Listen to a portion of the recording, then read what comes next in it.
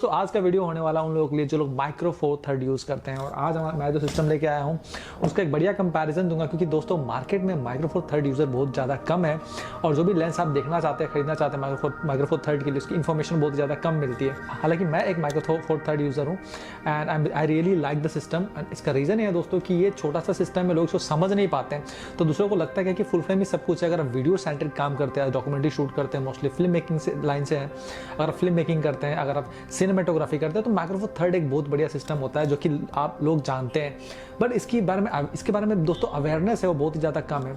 तो मैं आज के इस वीडियो में माइक्रो फोर थर्ड सिस्टम के बारे में बात करूंगा। और मेरे पास जो लेंस है जो सबसे ज़्यादा चलता है दोस्तों माइक्रो फोर थर्ड के लिए, वो है सिग्मा का 18-35 and this lens is a beast guys. इसके में होता क्या है कि मोस्टली जो प्रॉब्लम होता है ना माइक्रो फोर थर्ड में कि आपके पास लेंस 2.8 के लोगे तो उसका भी वो भी क्रॉप फैक्टर में काउंट करता है। जैसे कि माइक्रो फोर थर्ड आपको जैसे पता है कि टू टाइम्स क्रॉप होता है। अगर आप फुल फ्रेम यूज़ करते हैं उसमें 35 का सेंसर मिलता है, अगर आप क्रॉप यूज़ करते हैं तो 1.5 टाइम का क्रॉप मिलता है। लेकिन जब आप माइक्रो फोर थर्ड यूज़ करते हैं उसमें 2 टाइम का क्रॉप मिलता है, तो जो भी आप 35 का अगर लेंस लेते हैं तो वो 70 का हो जाता है। और इससे ऐसा भी कहा गया कि आपका जो बैकग्राउंड डेप्थ है वो कम इसलिए मिलता है कि आपका जो अपर्चर है वो भी क्रॉप होता है। जैसे होता है कि अगर आप 1.8 का अपर्चर आप APS-C में यूज़ करते हैं तो 2.8 के आसपास मिलता है, और अगर आप उसको माइक्रो फोर थर्ड में मिलता है तो 3.2 का मिलता है। तो इससे क्या होता है कि बैकग्राउंड डेप्थ भी आपको कम मिलता है। लेकिन दोस्तों क्या है कि इसका बहुत ही बढ़िया वर्क अराउंड है, इसका बहुत ही सस्ता वर्क अराउंड है जो लोग समझते नहीं है। तो आज के मैं वीडियो में बताऊंगा दोस्तों। मैं आज का कंपैरिजन करने वाला हूँ 2 लेंसेज के बारे में। जो सबसे ज़्यादा फेवरेट लेंस मोस्टली यूज़ करते हैं माइक्रो थर्ड सिस्टम के साथ, वो है लाइका का 12-60। ये f2.8 से f4 तक जाता है और ये मोस्टली एक किट लेंस मिलता है। अगर आप GS5 खरीदते हैं, GS6 खरीदते हैं, GS7 खरीदते हैं, तो ये लेंस आपको किट के हिसाब से मिल जाएगा।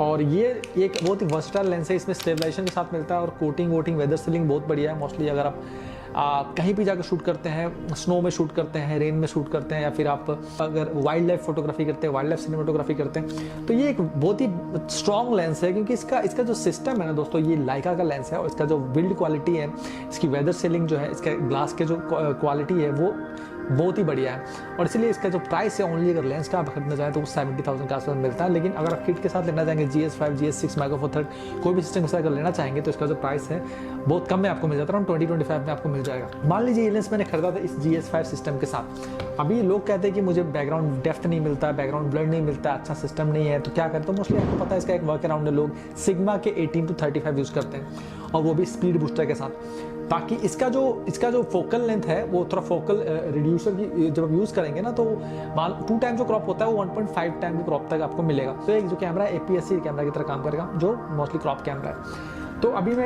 मैं इसको ये करता हूँ तो मैं अभी इस लेंस में ये स्पीड बूस्टर लगा हुआ है और ये 18-35 भी मेरे पास है। तो मैं इसको यूज़ करूँगा, दोनों लेंस को यूज़ करूँगा, ये 12-60 भी यूज़ करूँगा और ये 18-35 भी यूज़ करूँगा। उसका देखूँगा उसका जो क्वालिटी कैसी आ रही है, डेप्थ कितना मिल रहा है, और ये सारी चीज़ें आपको आज के वीडियो में पूरा डिटेल में बता दूंगा। तो अभी जो मैं शूट कर रहा हूँ दोस्तों, ये है छोटा सा लेंस है दोस्तों, लूमिक्स का 25mm1.7 जिससे मैं शूट कर रहा हूँ। आप जब 25 में यूज़ कर रहा हूँ तो मान लीजिए आपको 50mm का फोकल लेंथ मिलता है, जो कि 2 टाइम क्रॉप होता है, से पता है। 1.7 का अपर्चर में काम कर रहा हूँ, 1.7 का अपर्चर में काम कर रहा हूँ, तो शायद ये 3.2 का अपर्चर के आसपास आपको दिख रहा होगा। पर हालांकि ये लेंस बहुत छोटा है, कॉम्पैक्ट है। और माइक्रो फोर थर्ड सिस्टम का जो एक खासियत है कि दोस्तों कि ये बहुत ही छोटे छोटे लेंसेज बनाते हैं, छोटे छोटे कैमरेज वगैरह बनाते हैं। बिल्ड क्वालिटी स्ट्रॉन्ग होती है, तो आप कहीं पे भी जाके आप इसे यूज़ कर सकते हैं। और ये इनका मेन मोटो होता है, ये जो कैमरा और लेंसेज जिनके होते हैं बिल्ड टू लास्ट होता है। मोस्टली जब डॉक्यूमेंट्री शूट करते हैं इसमें माइक्रो फोर, फिल्म मेकिंग में ज़्यादा माइक्रो फोर थर्ड चलता है, सिनेमेटोग्राफी में माइक्रो फोर थर्ड चलता है। और इसका एक और कैमरा था जो सीरीज आती थी Z9 की सीरीज, वो मोस्टली फोटो सेंट्रिक कैमरा था, तो उसमें फोटो के बहुत सारे फीचर्स भर के दिए गए थे। बाकी के जो माइक्रो फोर थर्ड के कैमरा है वो मोस्टली एक्शन शूट के लिए, मोस्टली डॉक्यूमेंट्री शूट के लिए, सिनेमेटोग्राफी के लिए यूज़ किया जाता है, वाइल्ड लाइफ फोटोग्राफी के लिए यूज़ होता है। वैसे तो मैं आपको बता दूं कि अगर GS5 अगर माइक्रो थर्ड सिस्टम में लोग इससे दूर इसलिए रहते हैं कि इसमें आपको अच्छा बैकग्राउंड डेप्थ नहीं मिलता है। तो दोस्तों माइक्रो फोर थर्ड का जो आप सिनेमा लेंसेज जो होता है ना, आजकल जो सीरीज की तरफ से आ गया, विल्ट्रोक्स की तरफ से आ गया, ये जो सीरीज है, ये सारे सीरीज 1.2, 1.1 यहाँ तक 0.95 के भी सीरीज के आपको सिनेमा लेंसेज मिल जाएंगे। तो जब वो प्राइम लेंसेज सिनेमा लेंसेज जो इसके नेटिव माउंट के मिल रहा है आपको, तो अगर आप यूज़ करेंगे तो दोस्तों वो जो डेप्थ का जो आपका जो प्रॉब्लम होता था ना, बैकग्राउंड डेप्थ नहीं मिलता है 1.8 में, 2.8 में नहीं मिलता है, तो वो आप 1.2 या फिर 0.9 वाले लेंसेज जब यूज़ करेंगे, विल्ट्रोक्स सीरीज की तरफ से मिल रहा है या फिर 7RT की तरफ से मिल रहा है, वो लेंसेज वो जो गैप है फुल फ्रेम और माइक्रो थर्ड का, वो गैप को फिल कर देता है। तो आप 0.9 से यूज़ करेंगे ना किसी भी फोकल लेंथ में, अगर prime lens cinema lenses use करेंगे तो वो आपका जो फुल फ्रेम का जो डेप्थ है ना वो आपको माइक्रो फोर थर्ड में मिल जाएगा और कोई आपको बता भी नहीं पाता कि कौन सा आपने फुल फ्रेम शूट किया है, माइक्रो फोर थर्ड शूट किया है, ये आपको कोई बता भी नहीं पाएगा। और ये जो माइक्रो फोर थर्ड का सिस्टम है इसमें इतने सारे फीचर्स है, टन्स ऑफ फीचर्स है। आप इसमें एनामॉर्फिक यूज़ कर सकते हैं, इसमें वेक्टर स्कोप है, इसमें हिस्टोग्राम है, इसमें टाइम कोड है, इसमें 4:3 एक्सपेक्ट रेशियो में आप 5 के शूट करने का ऑप्शन मिलता है। भर के फीचर्स इसमें सिनेमा वाले। तो इसमें क्या है कि अगर आप मैनुअल फोकसिंग के लिए देखते हैं तो मोस्टली देखिए जैसे कि आप ब्लैक मैजिक बीच में आया था, ब्लैक मैजिक बहुत ज़्यादा फेमस हो चुका, उसका यही कारण था कि अच्छी क्वालिटी का वो वीडियो मिलता था। हालांकि माइक्रो फोर थर्ड था लेकिन बाद में अभी APS-C और फुल फ्रेम के भी ब्लैक मैजिक के सीरीज के कैमरे आ चुके हैं। तो GS5 दोस्तों आज के डेट में अगर जो मिल रहा है मार्केट में, अगर आप खरीदना चाहें तो 35-40 के आसपास में आपको बहुत ही कम प्राइस में एक अच्छा बॉडी मिल जाएगा। और किसी भी सिने लेंस से कंपेयर करते हैं तो बहुत बढ़िया 4K 60 यहाँ तक 5K का आप क्वालिटी की वीडियो निकाल सकते हैं, जो कि बहुत सारे लोगों को लगता है कि 4K अगर शूट करना है 4K 60 का शूट करना है तो FX30 में ही जाना पड़ेगा, या फिर हमको FX3 में ही जाना पड़ेगा, या फिर Z6 Mark II में जाना पड़ेगा, या फिर कॉस्टली कैम में जाना पड़ेगा। जहाँ तक ये बॉडी जो 30, 35, 40 में मिल जाएगा आपको, ये बॉडी 4K 60 यहाँ तक 5K आपको शूट करके दे सकता है। यहाँ तक एनामॉर्फिक की सपोर्ट मिलता है और भर के इसमें सिनेमा वाले फीचर्स मिल जाते हैं। तो आपको जैसे ये क्या बॉडी लेना है साथ ही से एक, और साथ ही साथ आपको लेना है एक बढ़िया सा आप सिने लेंस लेना है 1.2 का ले लीजिए, आप 1.1 का ले लीजिए, 0.95 का ले लीजिए। तो ये आपको वो जो फुल फ्रेम वाला जो डेप्थ जो आप क्रिएट करना चाहते हैं वो आसानी से हो जाएगा। और स्टेबलाइजेशन दोस्तों अगर आप हैंड हेल्ड भी यूज़ करते हैं ना with cine lens manual focus के साथ, तो भी इसका जो स्टेबलाइजेशन है दोस्तों किसी भी कैमरा के साथ कंपेयर कीजिएगा तो इसका स्टेबलाइजेशन का जवाब नहीं है। और इसके सामने सारे स्टेबलाइजेशन फेल होते हैं क्योंकि छोटा सा सेंसर है दोस्तों, और इसके पास जो इसको गिम्बल में इसको स्टेबलाइज करने का जो स्पेस है इसके अंदर बहुत ज़्यादा है। तो जो स्टेबलाइजेशन मिलता है वो आपको एकदम टॉप नॉच एक ग्रेड का मिलेगा। तो अभी हम बैक टू द टॉपिक हम आते हैं दोस्तों। हमारे पास 2 लेंसेज हैं। अभी मैं शूट कर रहा 50mm के फोकल लेंथ पे, जहाँ पे मैं शूट कर रहा हूँ 1.7 पे, और अभी मैं इसे भी यूज़ करूँगा 25mm पे। 25mm यूज़ करूँगा तो इसका जो अपर्चर मिलेगा 3.2 का मिलेगा दोस्तों, क्योंकि 2.8 से स्टार्ट ही होता है, ये 2.8 के नीचे नहीं जाता है। तो जैसे हम अपर्चर को बढ़ाते हैं 2.8 to 4 का लेंस है, तो जैसे हम अपर्चर को बढ़ाते हैं 25mm जब जाते हैं तो ये 3.2 तक चला जाता है, उसके नीचे ये अपर्चर डाउन नहीं होता। तो 3.2 पे भी शूट करते हैं। बैकग्राउंड डेप्थ अब देखिए कैसा मिल रहा है। ये आपको 50mm का फोकल लेंथ, यहाँ पे भी 50mm का फोकल लेंथ, और इसमें भी मैंने 50mm का फोकल लेंथ बनाऊंगा विथ दिस अडाप्टर जो है ये स्पीड बूस्टर। तो अब तीनों में का आप लुक देखिएगा कैसा आ रहा है, उसके बाद आप मुझे बताइएगा। उसके बाद मैं बताऊंगा कि इसको यूज़ करने के फ़ायदे क्या है और इसके नुकसान आपको क्या क्या मिल सकता है। तो चलिए स्टार्ट करते हैं। तो दोस्तों अभी जो मैं यूज़ कर रहा हूँ ये अभी लाइका का लेंस लगा हुआ है जो 3.2 पे शूट हो रहा है, और इसमें मैंने थोड़ा सा ISO बढ़ाया 1 स्टॉप। जैसे कि पहले 400 ISO था, मैंने 800 कर दिया, क्योंकि जब आप 1.7 से 3.2 पे जाते हैं तो आपका लाइट जो है वो डाउन होता है, जो लाइट आपको मिलती है वो आपको कम मिलता है। तो मैंने थोड़ा सा अपर्चर को अप किया है, थोड़ा सा मैंने ISO को अप किया है। हालांकि 3.2 पे शूट हो रहा है, और पहले जो मैं लेंस यूज़ कर रहा था जिसका वीडियो देख रहे थे वो था ये वाला लेंस। ये छोटा सा लेंस है जो आपको अराउंड 10 या 11 हज़ार मिल जाएगा। दोस्तों एक और बात मैं बताना चाहूँगा, खास अगर माइक्रो फोर थर्ड आप यूज़ करते हैं ना दोस्तों, तो जो लेंसेज होंगे ना मोस्टली प्राइम लेंसेज हो गया, जो कोई भी लेंसेज अगर आप यूज़ करना चाहते हैं उसका जो प्राइस होगा वो कम में आपको मिल जाता है। हालांकि जब फुल फ्रेम लेंसेज यूज़ करते हैं वो कॉस्टली होता है, लेकिन माइक्रो फोर थर्ड के लेंसेज जो होते हैं वो आपको कम प्राइस में मिल जाएगा। अगर आप पॉडकास्ट के लिए सेटअप बनाना चाहते हैं, अपने यूट्यूब के लिए सेटअप बनाना चाहते हैं, या फिर अगर आप टॉकिंग हेड वगैरह से वीडियो बनाते हैं, ऐसे चैनल बना के रखे हैं आपने, तो माइक्रो फोर थर्ड भी सिस्टम खराब नहीं है दोस्तों। आप ये छोटे से लेंस और एक GS5 या फिर 4K कोई भी शूट करने वाला अगर बॉडी आप लेना चाहते हैं तो बहुत ही किफ़ायती और कम प्राइस में आपको मिल जाता है, जो कि दूसरे जो ब्रांड में आपको नहीं मिलता। ये खास बात होती है माइक्रो फोर थर्ड की। और ऐसा बात नहीं कि माइक्रो फोर थर्ड का जो रेंज है वो बहुत बड़ा रेंज है। आप कम प्राइस में G7 से स्टार्ट करते हैं, G85 से स्टार्ट करते हैं, उसके बाद डायरेक्टली आप GH7 तक जा सकते हैं, जिसकी क्वालिटी बहुत ही बढ़िया है। मैंने बहुत सारे सिनेमेटोग्राफर्स को देखा जो अभी भी माइक्रो फोर थर्ड यूज़ करते हैं। उनका रीज़न यही है कि उन्हें अच्छा लगता है सिस्टम, और ओवरऑल वो पूरे यूज टू हो चुके हैं, और बहुत ज़्यादा सेटिंग्स है उस सेटिंग्स से खेलना चाहते हैं। सिनेमा लाइक जो फीचर्स और सेटिंग्स मिलता है उसको उन्हें खेल कर अच्छा लगता है। तो उनके लिए मैटर नहीं है कि आप फुल फ्रेम यूज़ करें। लेकिन अभी भी जैसे कि आपको पता है कि रिसेंटली अभी लुमिक्स का जितने भी सिस्टम है उसमें फेस डिटेक्शन आ चुका है, तो ऑटो फोकस का जो पंगा था वो खत्म हो चुका है। अभी जो है वो बहुत बढ़िया काम कर रहा है। तो अभी आप मुझे बताइए कि ये 3.2 पे मैं शूट कर रहा हूँ, बैकग्राउंड डेप्थ और मेरे फेस पे जो क्लैरिटी आ रही है उसका आप देख लीजिएगा। तो मैं एक बार आपको कंपैरिजन से दिखा। तो दोस्तों अभी मैं शूट कर रहा हूँ सिग्मा का 18-35 में, और जो फोकल लेंथ है 35 का फोकल लेंथ है। तो दोस्तों अभी आपने जैसे देखा कि ये जो डेप्थ जो मिल रहा है ये आपको कितना मिल रहा है, कैसा मिल रहा है, क्या जब जो मैं यूज़ करता हूँ छोटा सा लेंस, ये लेंस अगर आप खरीदते हैं तो अराउंड 11,000 के आसपास मिल जाएगा, जो नेटिव माइक्रो फोर थर्ड का लेंस है।